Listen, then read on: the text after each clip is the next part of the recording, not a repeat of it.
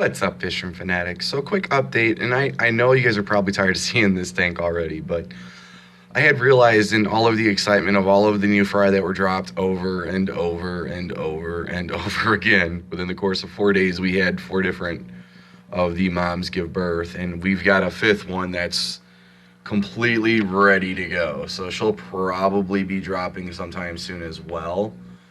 She's the one of the ones that was due to have them within a week or two. The other one is the pure yellow one, which is right there. She did drop a batch of fry, plus the 4 blue deltas each dropped a batch of fry.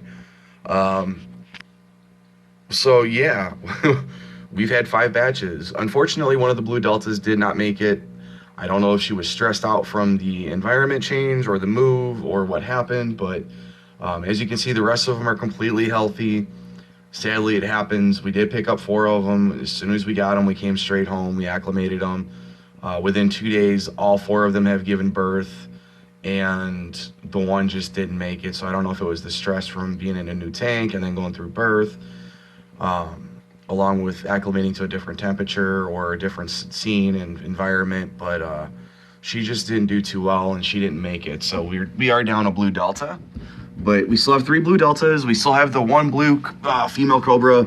We have the red cobra and the male snake, or not snake, but bluegrass, which is actually like a yellow grass. But what I did want to update you guys on, as you probably just seen him fly by, there are a boatload of babies in here, which you already know because you've seen them. But these are 3 to 4 days old now, maybe a little bit older. And there is a ton of them everywhere you look in this tank right now. They're quite literally our baby fry. The last time I tried to count, I gave up. I was at 70. So that can kind of give you an idea as to exactly how many are in here. It's a lot. Plus the 30 juveniles that are in here as well, which is what I'm trying to get on here because I haven't updated you guys on them, and it's been a little over a week now. There you are. Where'd you go? So you can see this guy right here, which is a male, coloring up super nice. The reason I put a yellow in there with the cobra is I wanted some yellow cobra light guppies. I think they're really cool. And this is the guy that pretty much picked up most of that trait. I do have a couple of blue that shone through. I have a couple of yellows that are already showing through, yellow females. There's been probably 3 or 4 different males that I've spotted so far. There's one of them. You can see that one colored up really nicely as well so far. Nice black and yellow on the tail. There's another one with black on the tail. But there's some super, speaking of which, here's another one that's got some color on them. On black and yellow again, which is what I was going for, so I'm super happy about that. But there's some really nice colored up yellow females in here already too. I'm trying to see if I can find any of them. There's so many and they're all over the place. It's hard to focus, but I believe this is one of my yellows right here. As you can see, they're zipping around pretty good. Everybody, look at the congregation in the back. My goodness gracious. I wish I was kidding when I said we had 70 fry. I am not. But anyways, I'm going to zoom back out here so you guys can see it, get a better view since you've seen some of the colors. But what we're attempting to do right now is get another tank set up, and hopefully within the next week or two, the juveniles along with most of the adults will go into that tank, because in another 2 or 3 weeks, this tank is just going to be way too overcrowded for my liking and would require a ton of water changes and a ton of extra work that really is unnecessary if you have the ability to put them into another tank. And that's what I plan on doing. I'll leave the babies in here for now, let them grow up and be happy and be completely alone so they can grow it at the fastest rate possible for them. There's a good group of the juveniles all right there together. There's 5 of them, 6 of them, 7 of them. As you can see, those are everywhere too. But gonna move the juveniles and the adults out and put them in a bigger tank. They'll be going into a 30 instead of this 20. Give them some free space so that way if they want to, you know, breed some more and they want to be a little more comfortable, they'll have more room. That's fine. Plus it gives the babies, the fry, a little bit of room too, where they can grow up a little bit quicker. And what's absolutely amazing to me is the blue delta right there is a female, as you can probably tell from the gravid spot on the back. She's one of them that just gave birth about a week ago, and she's already got a really dark gravid spot again. So I'm wondering if she dropped all of her fry or if she's going to have more. The rest of them don't have a gravid spot anymore. She's the only one left that did. So I'm kind of wondering if she just dropped part of her fry and that was it, because there was a really small batch that we noticed. It was only like 5 or 10 more. And she didn't slim up the way that they normally do once they drop. Let me get you guys a different view over here. But she's possible to drop more as well. So we're looking at probably close to over 100 babies and 100 fry in here at one time. And that's just going to be a lot of work, along with the adults too. So we're going to try and separate them out in the next couple of weeks.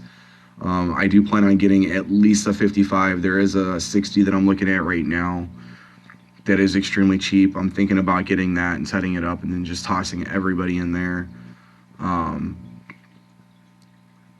and letting them do their thing, because then at least then I know for a fact it's going to be enough room. But something else I haven't brought up in a while and I haven't showed you guys is the plants in here. This val is absolutely absurd. It's sprouting everywhere.